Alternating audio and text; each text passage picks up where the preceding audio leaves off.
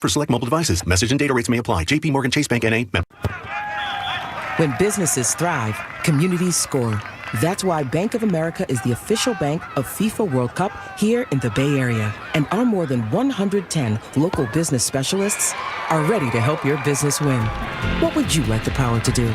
Learn more at bankofamerica.com/local business. Bank of America, official bank of FIFA World Cup 2026. Bank of America Corporation, all rights reserved. So, how's your research going? Surprising! After I figured out the top-rated TVs in our price range, I went shopping for deals. And who's the best? It wasn't the internet, and it wasn't the warehouse club. But? It was video only. They had better deals on the Samsung, LG, and the Sony TVs that got the highest scores. Better than online and at the club? I know! Video only beat them all. And now we can afford an even better model for the same price. My research really paid off. If we buy it video only. Exactly. Otherwise, we'll be sorry.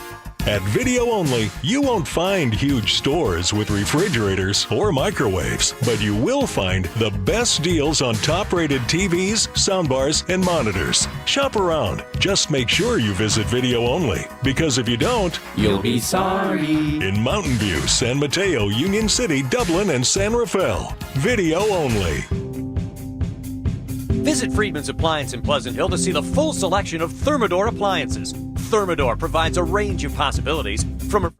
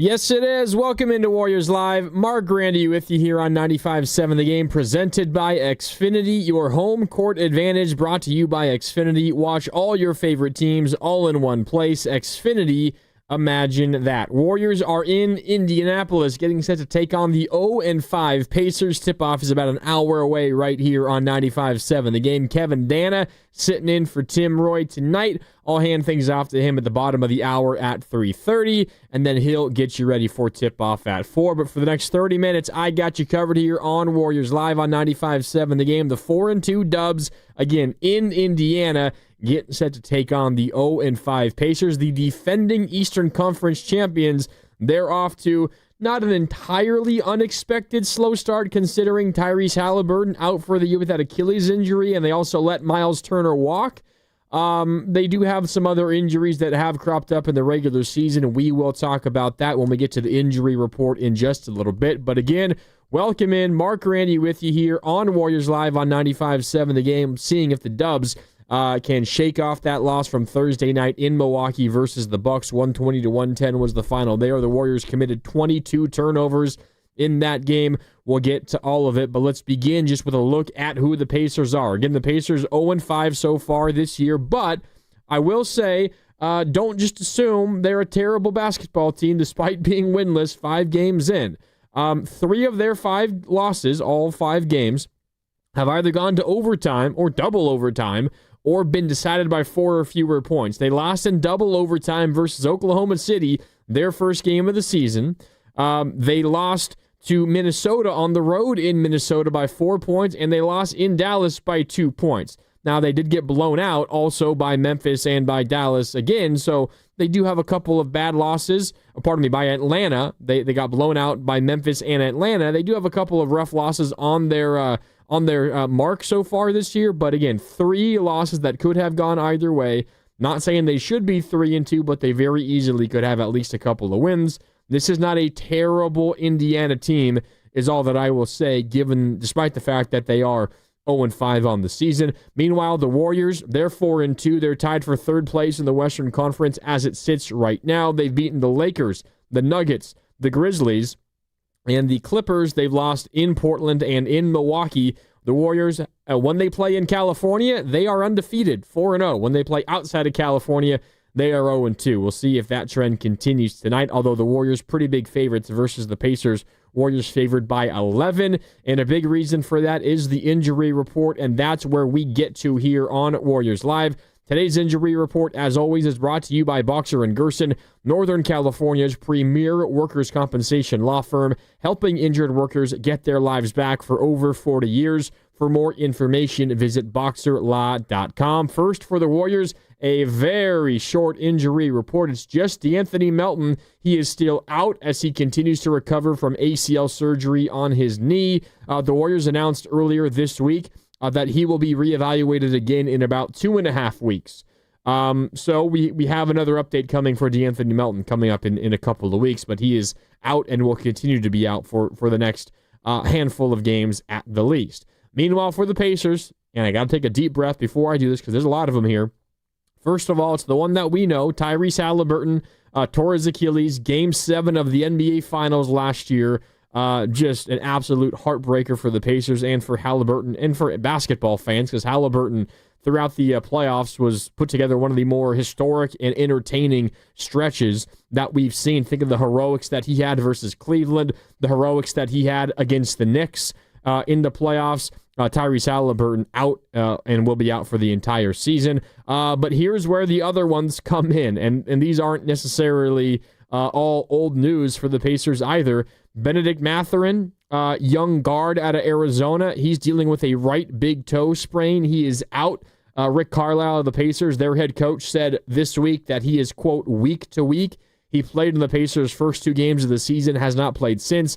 Andrew Nembhard, young guard as well, who kind of took off in the postseason last year. He is out. He played in the first game of the season, hasn't played since. The Pacers are optimistic that a return is somewhat near for Andrew Nembhard, but he is out today with a left shoulder strain. TJ McConnell, another player out of Arizona like Benedict Mathurin, but a veteran out of Arizona. And we've known who TJ McConnell is for a long time, but I think he made a lot of fans for what he did in the postseason as well. That Game 7 in the finals versus the Thunder, once Tyrese Halliburton went down, it kind of was the TJ McConnell show that kept them in that game for a while, but he's dealing with a left hamstring strain. He is out. Indiana is hopeful that he returns at some point this month as we officially flip our calendars to November this morning. He has not played yet this year. They are hopeful that he returns at some point, maybe in the next 2 or 3 weeks. We shall see. And then the last one on the list for Indiana is Obi Toppin, dealing with a right foot issue, and this is not getting any better. He played in the first 3 games of the season, missed their last 2. And the Pacers have said that he's going to get surgery done to put a screw in his foot tomorrow. So not going to be returned anytime soon for Obi Toppin. Rick Carlisle, speaking to the media this week, said next time you should ask about Obi Toppin is February 1st. So we're talking about a multi-month absence for Obi Toppin after he undergoes this surgery tomorrow. So again, for the Pacers, no Halliburton, no Mathurin, no Nembhard, no McConnell, and no Toppin. That's quite the hefty list for the Indiana Pacers. As a result, they're probably going to be starting a group along the lines of Jarris Walker, Pascal Siakam, Isaiah Jackson, Aaron Nesmith, and Quentin Jackson. If you don't know a lot about a handful of those guys, I don't necessarily blame you. This is the starting group for the Pacers that they would have never wished to be starting at any point this season, but they're already here. They've played 5 games. This is their 6th game of the season. They're winless, and a big reason why is because of all those injuries. That is also why, as I mentioned, the Warriors are 11-point favorites in this game. Warriors favored by 11 against the Pacers. The Pacers, they also played last night on Halloween. They were at home. It was a home back-to-back for the Pacers, but they played last night versus the Atlanta Hawks. They got ran out of the gym. They lost by 20 to Trae Young and the Hawks in that one. Now they have the Warriors in town tonight. Warriors, the more rested team, and the Warriors are the more healthy team at this stage, so we shall see how it goes. Again, the Warriors only missing DeAnthony Melton. Everybody else is available to play tonight for the Warriors. This is Warriors Live, presented by Xfinity, your home court advantage, brought to you by Xfinity. Watch all your favorite teams all in one place. Xfinity, imagine that. I wanted to get to something that really stands out to me about what happened on a Thursday for the Warriors in Milwaukee. I mentioned off the top those 22 turnovers. 22 turnovers for the Warriors. It led to 27 points off of turnovers for the Milwaukee Bucks, and was probably reason number one why the Warriors lost that game. And when you turn the ball over, it also hurts your defense because your defense can't get set. This really is a connected game. If you're struggling offensively, either not getting good shots or you're not getting shots at all and you're turning the ball over, you're not doing your defense any favors, and as a result, your defense is probably going to struggle.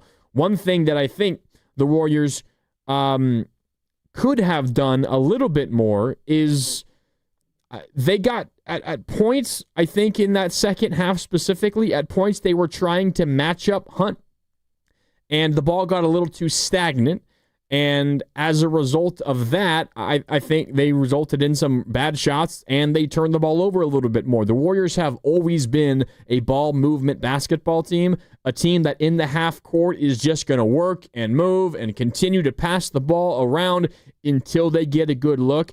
And I don't know if it's right to call it lazy offense, but there was a little bit of laziness from the Warriors offensively in just kind of settling for, we got a matchup that we like. We're just going to throw the ball into the post, and we're going to get everybody out of the way, and we're going to just fingers crossed hope that it works. There's a time and a place for that, and if you have an easy mismatch, then yes, do that. But that should not be the Warriors' number one strategy every trip down. They got to move the ball. They got to move themselves. Steph Curry is as good of an off-ball mover as this league has ever seen.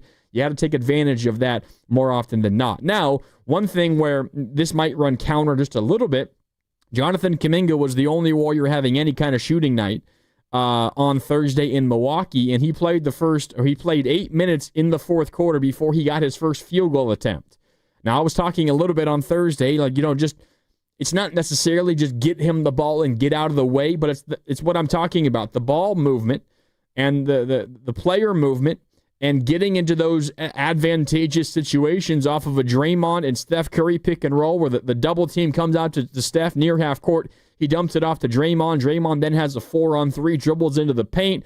The defender checking Kuminga in the corner comes up to stop Draymond. Draymond throws the lob. Kuminga gets an easy layup or a dunk. That's the kind of stuff the Warriors needed to do more often versus Milwaukee, and that's how they can utilize Kuminga a little bit more. And one thing I was interested in is how Steve Kerr would answer the question of, could you have used Kuminga more often in the fourth quarter? And again, not just simply, he's got Ryan Rollins on him, throw the ball to Kuminga in the post and let Kuminga go to work. Like, there are moments where that might be your best strategy, but how can you utilize his speed and quickness and athleticism more? Because for the majority of the fourth quarter, it wasn't his fault, in my opinion. He just was kind of standing around because the Warriors were interested in just running Steph Curry through screens at the top of the key and have him hoist a tough three, or Jimmy Butler backing down players in the post, and it didn't quite work. Here's what Steve Kerr said when he was asked yesterday here on 95.7 The Game on Willard and Dibbs if they felt like they could have used Kuminga a little bit more offensively in the fourth quarter.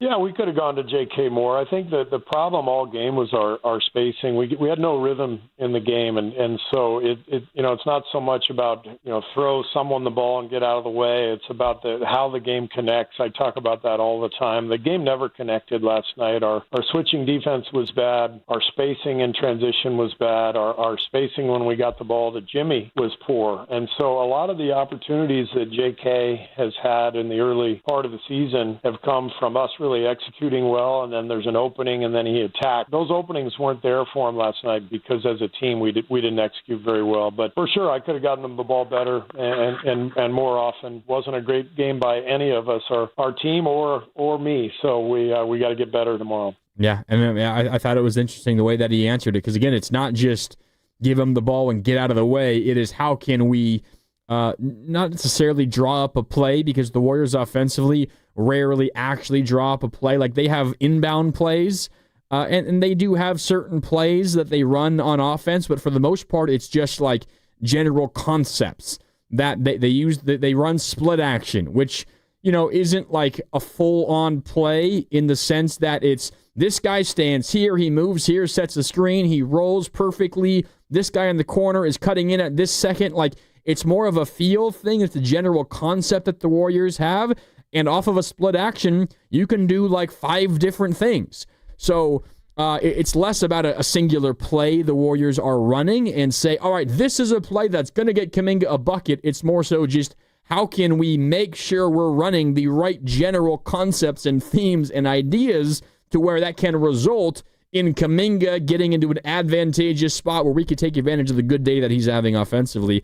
And I think the Warriors really lost that on Thursday in Milwaukee. I also think it's important, like, there are moments to attack mismatches, and I was listening to Steve Kerr talk about it pregame today, and I'm just gonna I'm gonna do my best to sum up exactly what he said. And he essentially said, when asked, do you never want the Warriors, you never want your team to just throw the ball in on a mismatch and go to work? And he essentially said, no, not never.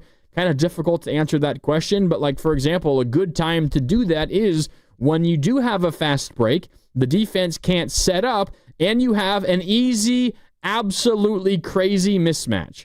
Think about someone like if Benedict Mathurin was playing today for the Pacers, if Mathurin is on the post trying to guard Jonathan Kuminga or Draymond Green, like, that's one that you want to attack.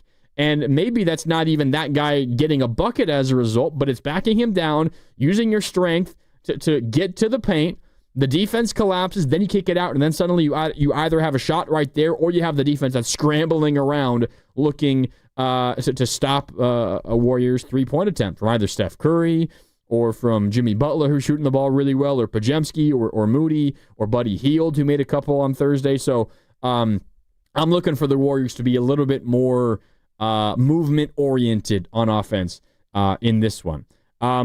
with that in mind, I want to get to our take it to the bank prediction because I think this kind of goes hand in hand with what we're talking about right now. First, though, this is Warriors Live presented by Xfinity, your home court advantage brought to you by Xfinity. Watch all your favorite teams all in one place. Xfinity, imagine that.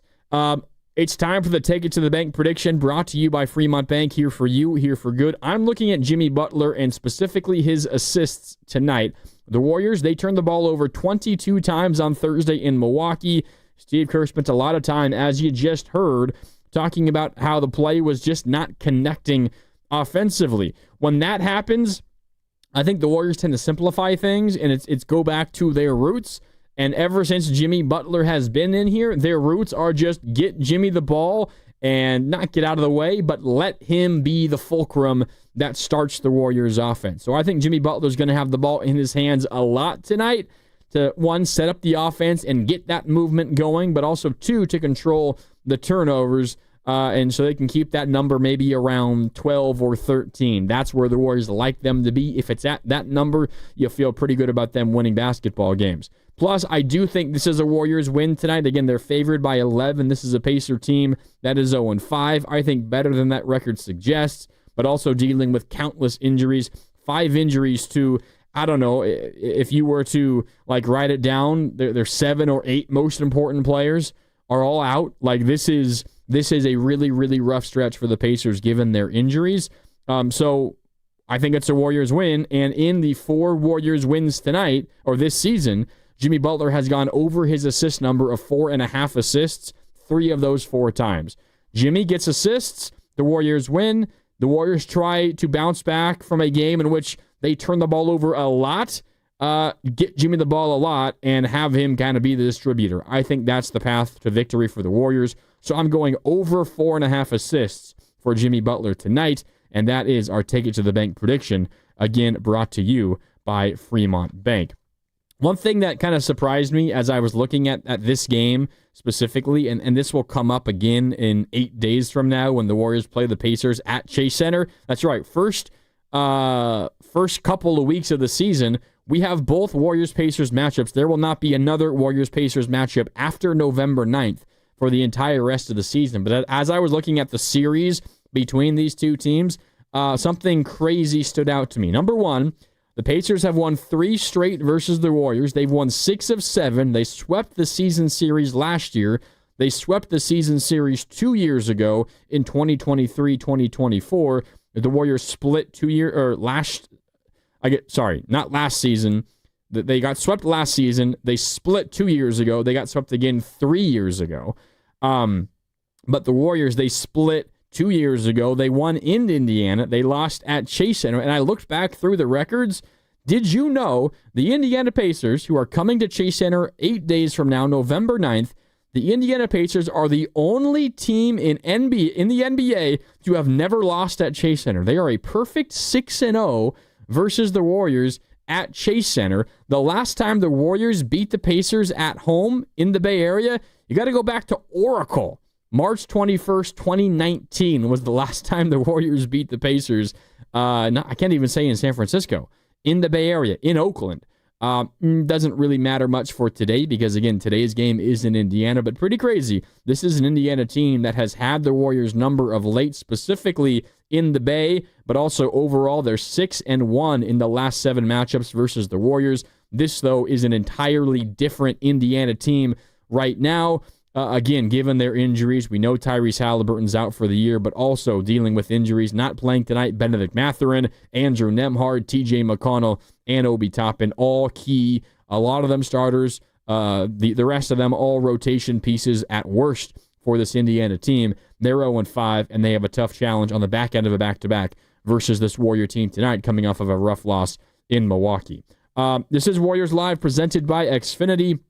Your home court advantage brought to you by Xfinity. Watch all your favorite teams all in one place. Xfinity, imagine that. One of the other big stories coming out of that Milwaukee loss for the Warriors was that Steve Kerr talked about the team feeling fatigue. He was asked if he thought fatigue had something to do with their 22 turnovers on Thursday night in Milwaukee, and that kind of set off some alarm bells for Warriors fans thinking, oh my God, They're only 6 games into the season, already talking about fatigue. What is the final 76 games of the season going to look like if they're already fatigued? Steve Kerr was asked if what he meant by fatigue was the age of the roster or more so just the way their schedule has played out to begin the season. Here's what Steve Kerr said yesterday right here on 95.7 The Game. When I'm talking about fatigue after the game, it has nothing to do with our age. It has to do with the schedule. 6 games in 10 nights to start the season. Your team is not in game shape on opening night. It's just not the way it works because you're not going to play guys 35 minutes in the preseason multiple times. So it always takes a couple weeks for your 35-minute-a-night guys to get their feet underneath them, get their legs underneath them, and get into the groove of the season. So I think for our fans who are, worried about the age, to me, this is more just about starting out the long season, without much of a break in 4 different cities and 6 games in 10 days. It's a lot for any team, regardless of age. So we'll get our legs underneath us. Every team has to go through difficult schedule stretches. We happen to be in the midst of one. This next 9 games is pretty rough. So we've got to find our way through, just like every other team has to find their way through. All right, that's Steve Kerr yesterday on Willard and Dibs here on 95.7 The Game. That schedule that he's talking about really began with that loss in Milwaukee. Number one, the Warriors are in the very beginning of a stretch where 10 of their next 12 games are on the road. And he mentioned like the next 9, particularly difficult because you got Indiana tonight.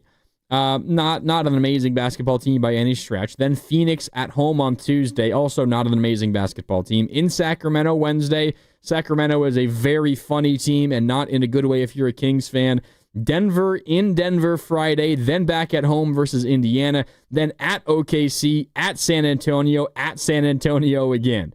You got some tough matchups. You've got Denver, Oklahoma City, 2 San Antonios.